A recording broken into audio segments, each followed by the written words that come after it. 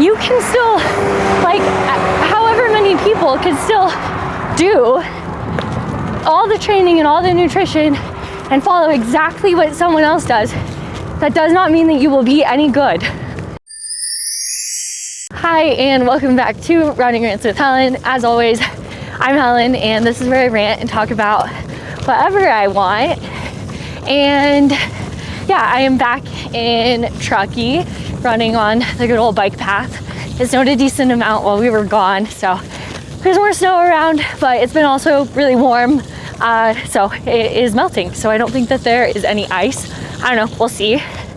And I got to go uphill skiing this morning at the resort, and that was so much fun. It actually made me really excited to be back at home. I was kind of unsure about that because winter is not summer. But yeah, I'm about 10 days removed from Tarawera and just started running again. I've run 20-ish minutes the last few times, so now I'm gonna try to run for 40 minutes. But I have these gummy worms. It says at a recommendation from my coach, because he said that's how he gets his 4-year-old to go further on hikes, is with candy bribes. So I'm gonna try that. I'm gonna eat a gummy worm every 5 minutes, and hopefully I make it to 40 minutes today. We'll see. And so today I wanted to talk about just how running doesn't owe us anything, and just because you work hard or all the time you put in doesn't mean you're entitled to do well at races. And yeah, I've just kind of been thinking about this a lot over the last few days.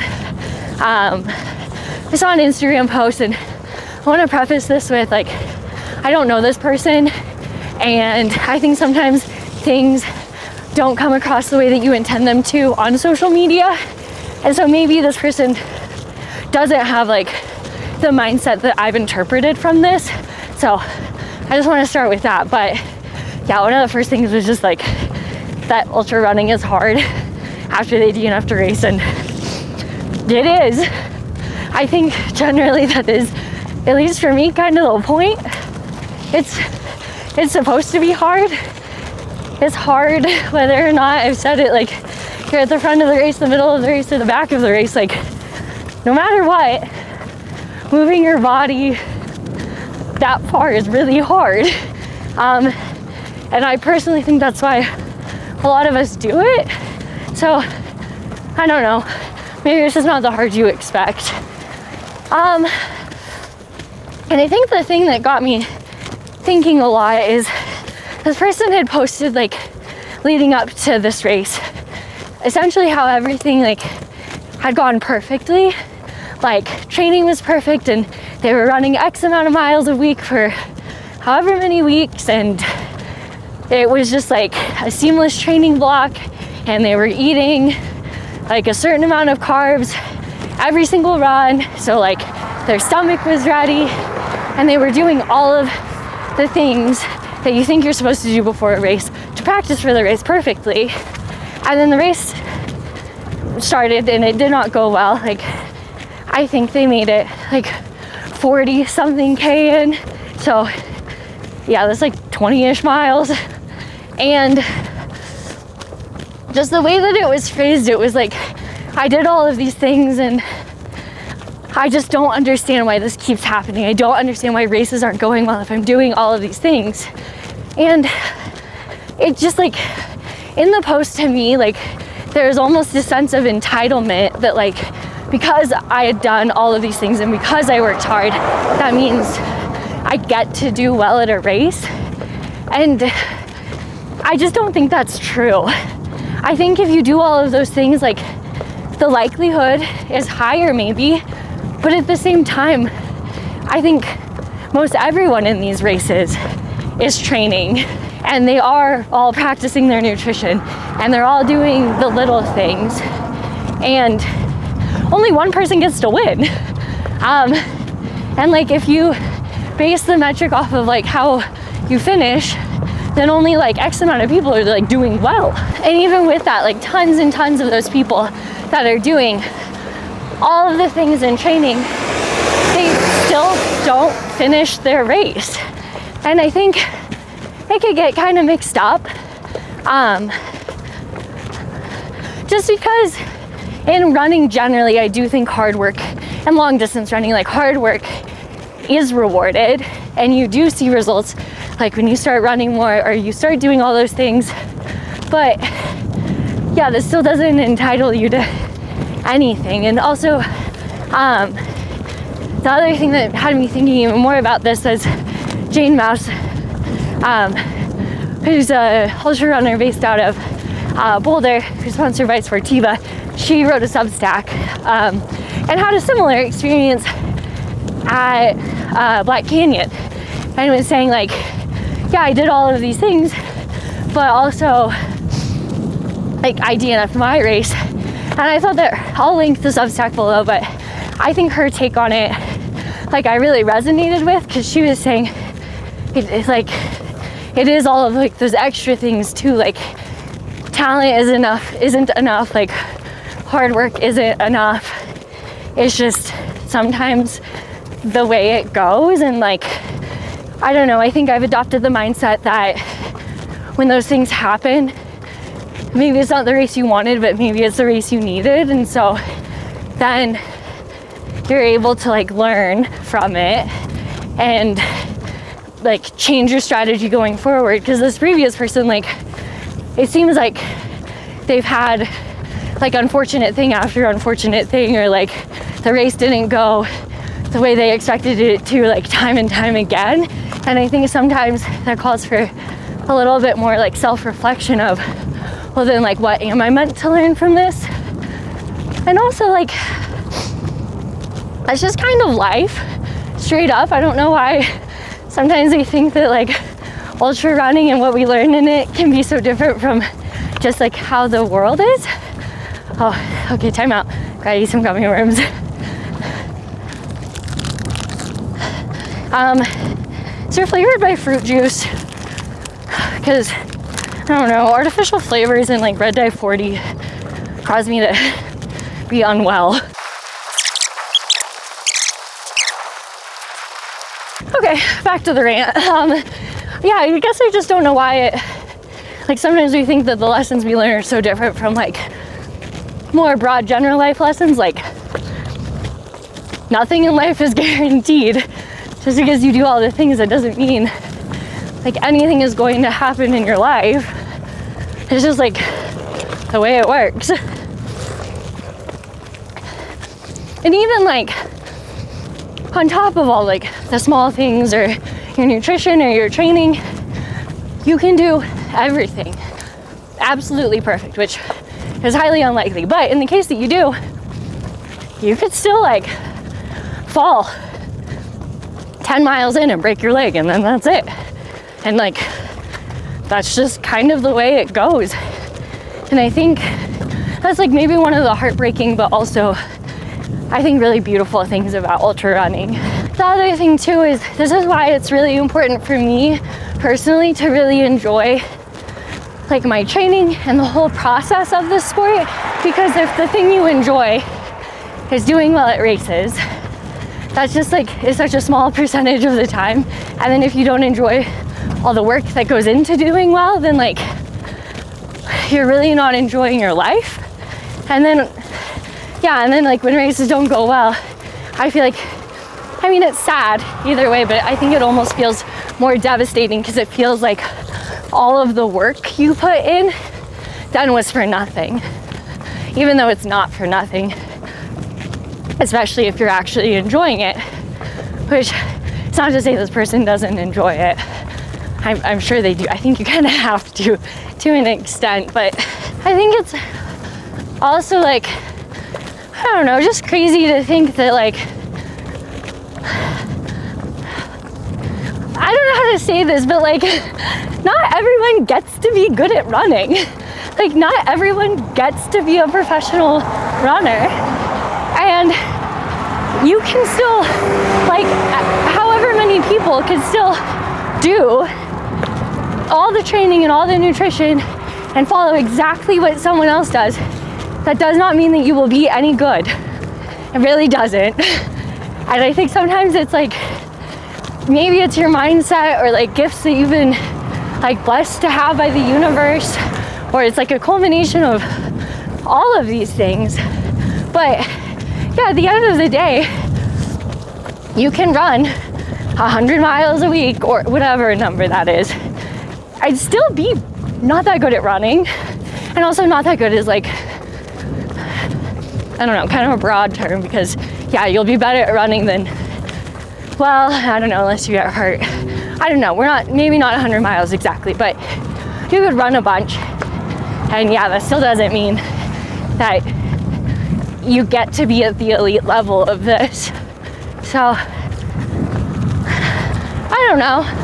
I feel like that's just like, yeah, something I've been thinking about a lot the last few days, and I think it just reinforces to me like how important it is to be process driven for me, and like grateful, because even like every time you get to line up for a race, like that in and of itself is like such a special like thing that you get to do, because it doesn't happen like really that often. And I think that in and of itself is a gift, but we're never guaranteed like the result.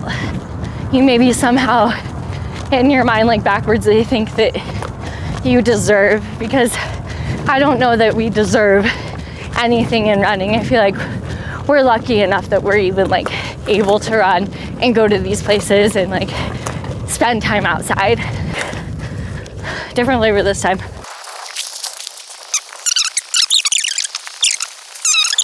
Okay, so I think there's obviously a balance between working hard enough to get a result and feeling entitled to a result. When you think about someone like Courtney DeWalter or Jim Walmsley, who are like consistently winning or close to the top, like, is there a point in which you start to expect a result or feel entitled to a result? I mean, I personally don't think so, just because literally anything can happen. I mean, to be fair, I don't think Jim expected to win UTMB this time around, but he didn't. Like, he dropped a Corps Mayer, and like, I don't know, States was a lot closer this year than it has been in a while. And so I think, yeah, I mean, I personally don't ever really think I expect to win. I think sometimes I think that there's a high likelihood, and I go into it thinking I could, but not necessarily that I deserve to, you know? I like, because of what I did. Like, I think self-belief is a big component of it, but I still don't think that means you should feel entitled or guaranteed or think that like you should just because of whatever reason. I mean, because honestly, like, okay, an example is like with the oh, well, also with Courtney, like, she's had stomach problems too. She's a tough cookie though, so she usually makes it through, but I mean, sometimes you don't. And yeah, I guess like an example though is Tahoe Trail, which I will be running in July to qualify for Leadville. Like, I obviously think that I can get top 3 and that I will get into Leadville that way, but that doesn't mean that like that will happen. I could trip, or who knows, like maybe it'll be the most competitive race I run all year, and like everyone shows up to it, and like it's a 50K that I don't win and I don't place in the top 3. And so like, I think for sure I can do that, and I think I am capable to an extent, like within a 50K, that like I can still place top 3 kind of no matter who shows up. But yeah, I don't feel entitled to that. So when things don't go well, say you have a bad race or you DNF a race, how much weight do you give to that that feeling of I'm not entitled to a result, and then how much analysis do you do on your preparation for that race, how things went on race day, and like, how much do you analyze that? Well, I still think you should analyze it because there's probably lessons or things you could have done better, or like whatever you're supposed to learn. And I feel like Jane said this super well. She said, like, I'm obviously like upset and disappointed about this result, and I'm not happy it happened, but I'm happy it happened sooner rather than later. And I think that's because of like what she learned from it. And so I feel like that's a good mindset to have, because like, you don't have to be necessarily happy with how it went, but like at least you learned something that will hopefully like prevent it from happening again. So I do think you should analyze it, because I think that if you keep doing the same things and you keep thinking that you're training perfectly and you keep thinking that all your prep is going perfectly, but then all your races go to shit, like there probably is something in there that you could change. Or maybe you're just not that good at running. I don't know. I think on the elite side of the sport, there's a huge combination of everybody's working really, really hard, and then most of the people are also really talented to begin with. So talk a little bit about how some people can do seemingly everything that someone else is doing, and they might just not be as talented, so they have to work harder to get to a certain level. I don't know, I always wonder this with ultra running, and like how much talent really actually plays into it, or if it's like a combination of like your mental state and your training and all the other things, and maybe like your lifestyle, and like how much of it really is talent. Like, I don't know. I mean, I think it can play a role in it, but I think that's kind of the cool thing about ultra running is just because you are more talented at running, that doesn't necessarily mean that you will do better at a race, because races are long enough that like so many other things can like, I guess, kind of get in the way or derail that talent. And I don't know, I feel like it's a tricky mix too of like believing in yourself, but maybe like some people take that too far and really overestimate their potential. Because you can keep saying that like you think you're capable of these things, but then when you have like seemingly nothing to back it up, I don't know, it doesn't make that much sense to me. 2 more gummy worms. Guys, I made it. I ran for a little bit before we started recording, so I've already made it 30 minutes in. It's my longest run. And actually, I feel a lot better today than I did the other days that I only ran 20 minutes. I don't know if that's just more time or my body's readjusting to the jog, or maybe it's because I exercised for an hour and 45 minutes this morning. I don't know. Hard to say.